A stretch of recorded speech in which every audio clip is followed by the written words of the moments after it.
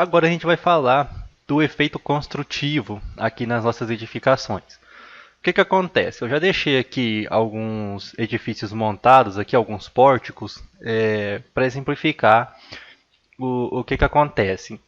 Quando a gente vai projetar uma estrutura, normalmente o que que o software entende? Ele entende que a gente vai bater palma ali e aquela estrutura vai aparecer do nada. Então, o que que ele vai considerar no seu cálculo? Ele vai considerar ali um encurtamento nos nossos pilares, principalmente nos pilares do meio da edificação, que vão ser os que vão receber mais carga. Então, esse pilar ele vai sofrer um encurtamento. E por conta desse encurtamento, a gente tem uma deformação. E essa deformação vai fazer com que os momentos diminuam, os momentos naquele apoio. Só que na realidade não acontece isso que o software preveu aí pra gente, que a gente vai só bater palma e a edificação vai aparecer ali do nada, bonitinho. Então vai instalar os dedos e a edificação está ali no local. No que acontece na realidade é que quando a gente concreta um pavimento, qualquer diferença que tiver ali de nível, a gente vai compensar na concretagem. Então, se tiver uma diferença de 3 centímetros, a gente vai compensar isso na concretagem. A gente não vai ter essa deformação de verdade aí, conforme o software prevê. Então, se eu fizer uma análise, deixa eu apagar isso aqui e fazer uma análise. Então, na verdade eu vou deixar isso aqui, que vai que eu perca esses dados aqui. Então, vou rodar só uma análise aqui primeiro, só para ter uma noção. Então, o que que aconteceu? Vamos focar aqui nessa primeira edificação. Só jogar isso aqui bem para o lado aí que não atrapalha a gente. Só mover isso aqui.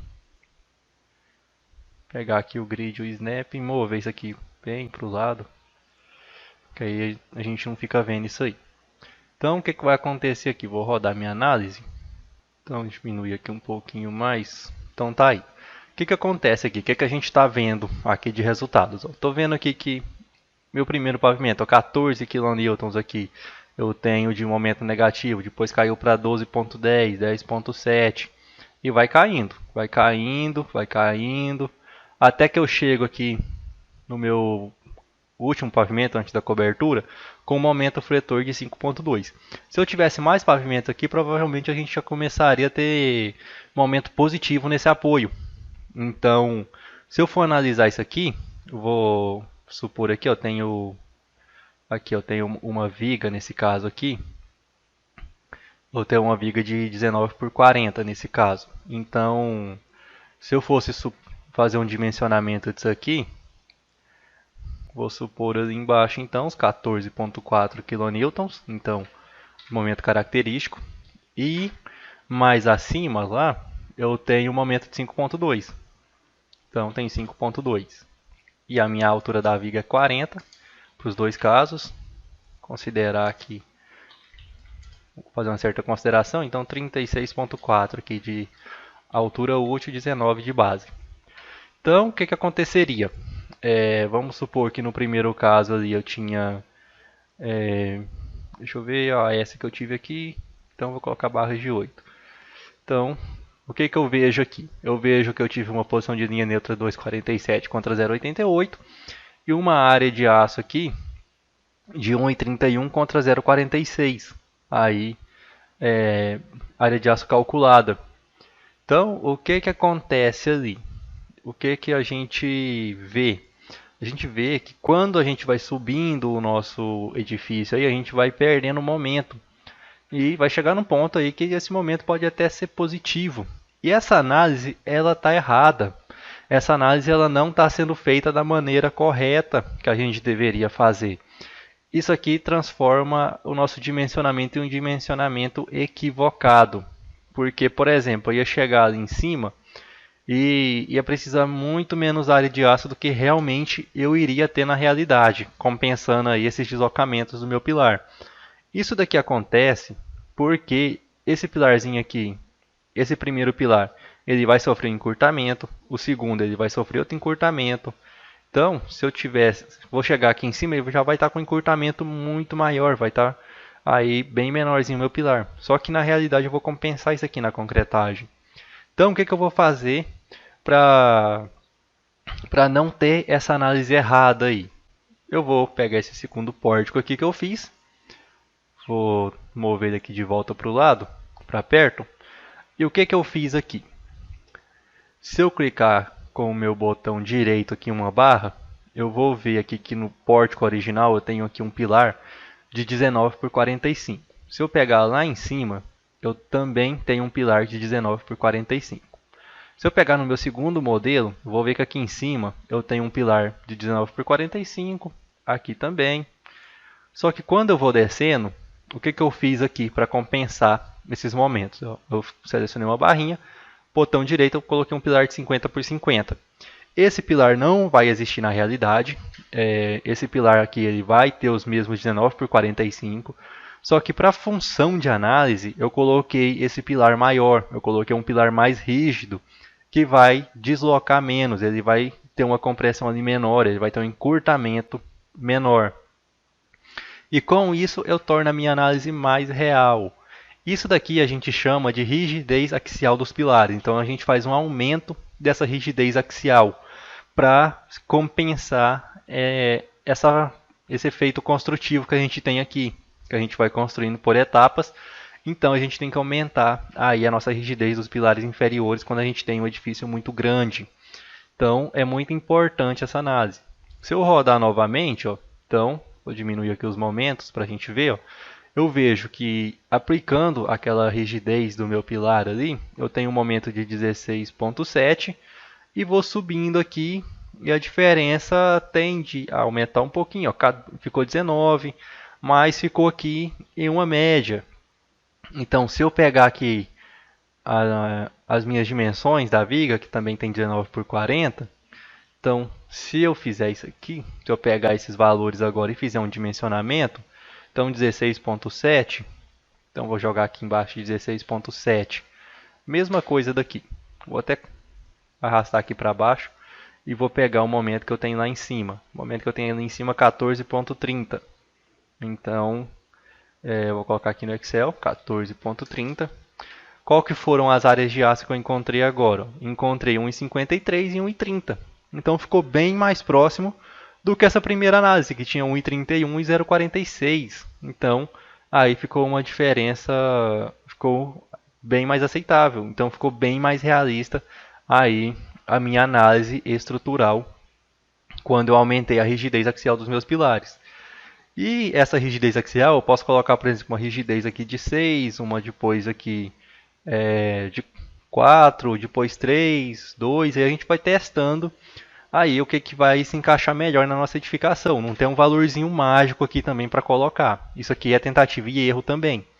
Então a gente vai aplicando isso aí e vendo quais são os resultados que a gente vai tendo aí. E a gente tem que buscar sempre ter uma análise mais realista aí dos nossos modelos. Essa daqui, no caso, ficou bem mais realista do que a primeira. Que aqui, efetivamente, eu tenho um momento negativo e aqui na extremidade eu tenho momentos negativos bem semelhantes também.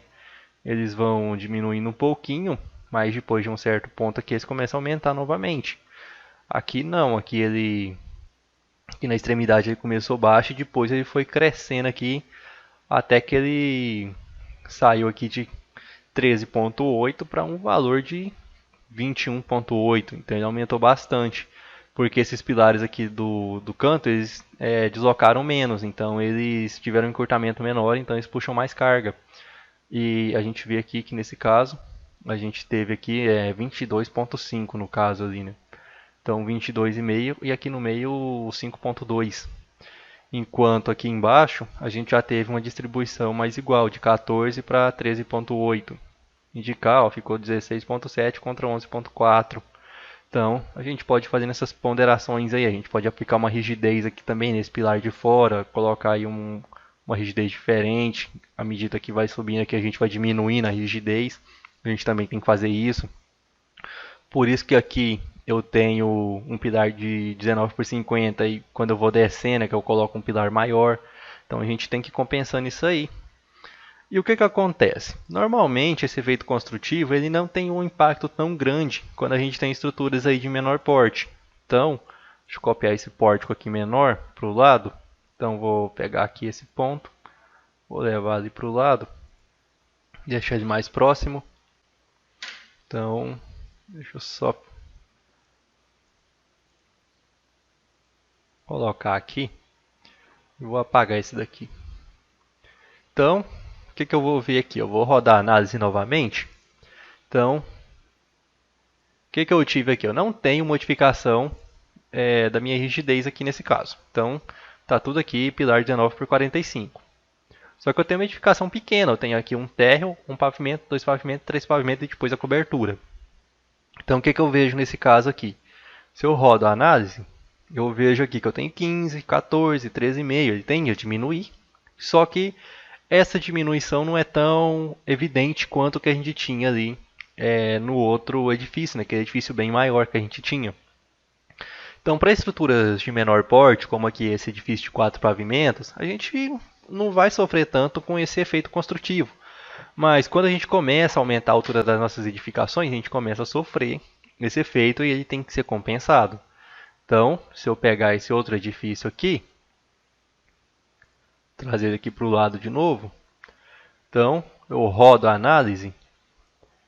Nesse edifício aqui que tem, ó, térreo 1, 2, então 1, 2, 3, 4, 5, 6, 7, 8 pavimentos, eu já tinha uma diferença um pouquinho maior, então de 14,3 para 9.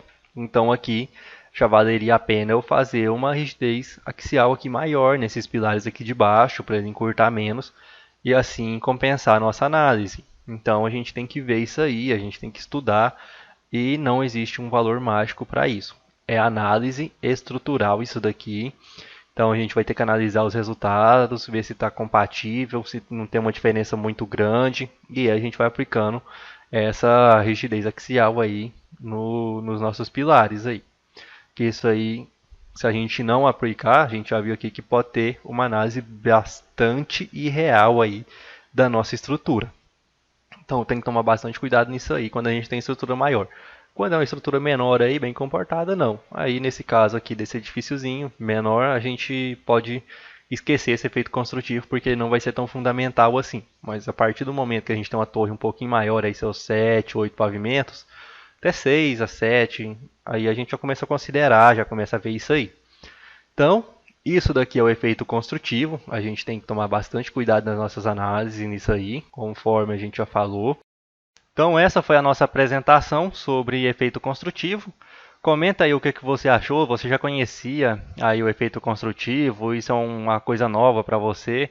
E não esqueça de deixar seu like também e se inscrever no nosso canal, que isso ajuda muito a gente a crescer e ganhar relevância.